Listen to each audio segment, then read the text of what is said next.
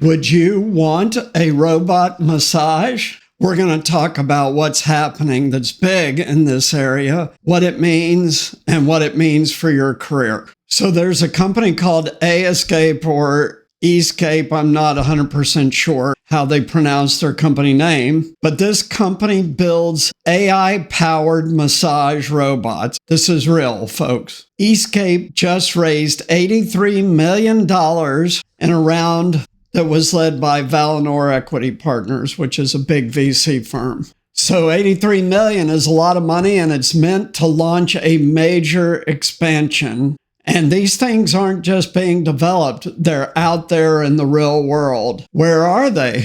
So far at Lifetime gyms, not all of them, but some of them, and Equinox gyms. Most of these robots so far have been installed in the New York City metro area. So what is it and how does it work? Well, it has the sort of massage table you would expect, right? Except it's shaped a little different where the piece that holds your head is not extending from the top of the massage table. It's incorporated into it. So it's like a donut hole where you put your face. Now, this thing is completely AI driven, and it learns the more massages it gives. It also can adjust the massage based on your body type.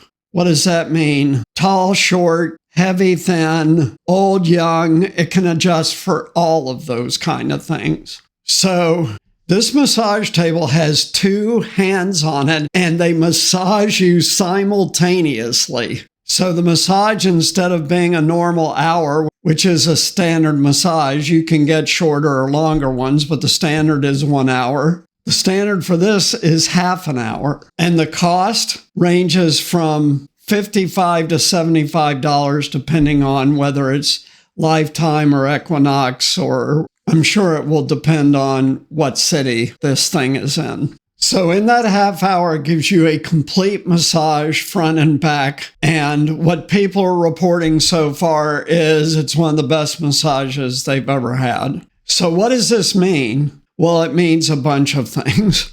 First of all, it saves people time, right? Because you can get a full 1 hour massage in half an hour, which is going to be very attractive to people these days, as we're basically almost all overscheduled. So that's first. The second thing is that initially they're tying it into health clubs because it's a natural complement to lifting weights or doing cardio or whatever to get a quick massage at the end. So that's really a good business strategy. Later, I would expect they'll franchise and there'll be massage centers, sort of like the existing chains, except no people. It will be the machines. There will be people there. Why? They have to change the linens on the massage table and just be there in case anything happens, like the machine breaks down or something like that. But these things have already been extensively tested and they've been run for many, many hours. So they're built to work in high volume environments. The third thing that crossed my mind was this is sort of an interesting entree to getting used to robots touching you. Right now, of course, there's already robots doing surgery on people, but usually you're knocked out, so you don't actually see the surgery occurring. But they do use types of anesthesia in certain situations where you're awake and you know you're being operated on, but you can't feel it. So really, this is a way to start to get people used to being touched by robots. And for those of you who saw last week's video, you know that they're inventing a robot in Japan that will work in retirement facilities and nursing homes and turn people in their beds and change their diaper and stuff like that. So this is the first foray into robots really physically touching humans, which is a step beyond having them, for example, in your home, working around you, but not necessarily ever touching you. Probably not with a home robot, at least to start out.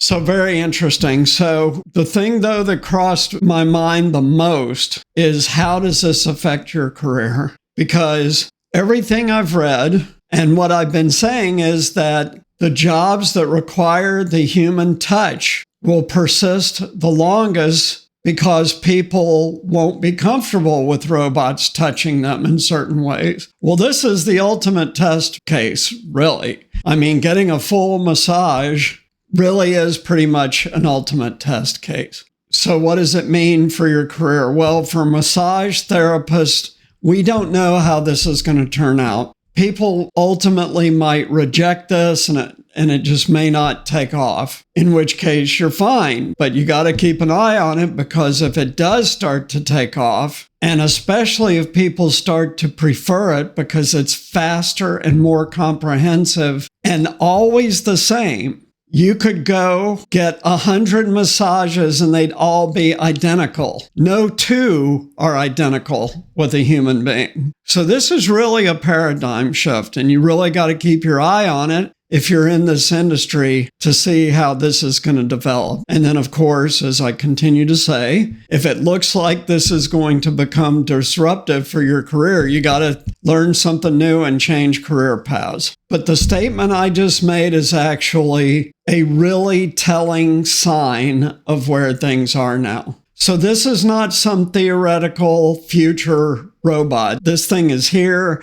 It's being used. It works. They just raised $83 million to roll it out nationally here in the United States and then presumably globally. And that'll be even more interesting because every culture in this world is different and is going to react differently to this thing. But it'll be really interesting to see how this goes. But if it hits and it takes off, you're going to have to start thinking about changing careers, because there'll always be people that prefer human beings doing their massages. But if you lop off a quarter or half of the people who end up preferring robot massages, they're going to need fewer therapists. But this is a great example of how potentially disruptive all of these technologies are: AI, robotics, sensors. And of course, this robot has tons of sensors to view your body so that it massages you correctly. By and large, these technologies are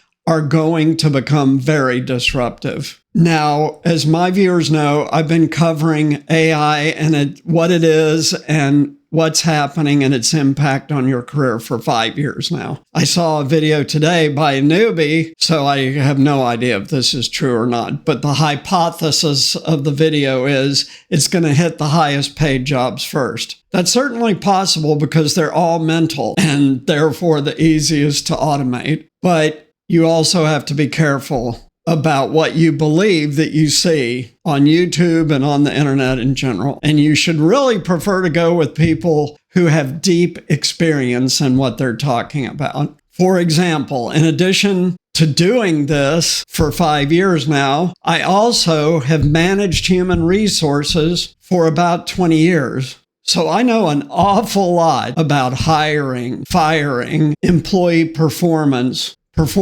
reviews, all the stuff that is used, plus also cost, right? Cost of an employee versus a different technology. All of that comes into play in the automation decision. So one thing is for sure, if I own a string of massage therapy places and I can buy a robot that'll give perfect massages that cost less than 1 year of paying an employee, you know what's going to happen. So be smart about all this stuff is all I'm saying. So this was really unexpected to me. I did not know about this robot. I was surprised when I found it, and I found it because they just raised $83 million. So in my guidance to you to prevent yourself from being automated out of your job, the first thing I've always said is be aware of what's going on. Be aware of AI, familiar with it, how to use it, and how it is evolving. Extremely important as AI-driven robotics pushes now into yet another industry that you wouldn't have expected. So thanks so much for tuning in. Please like, subscribe, share, and comment. Also, please support us on Patreon. Your financial support allows the channel to keep growing. Thank you for my Patreon supporters that I do have now. I can also bring you resources that will help you change careers, with that financial support. And I do want to help you, but I need your help. So let's do this together. Thanks so much. We'll see you next time. Take care. Bye.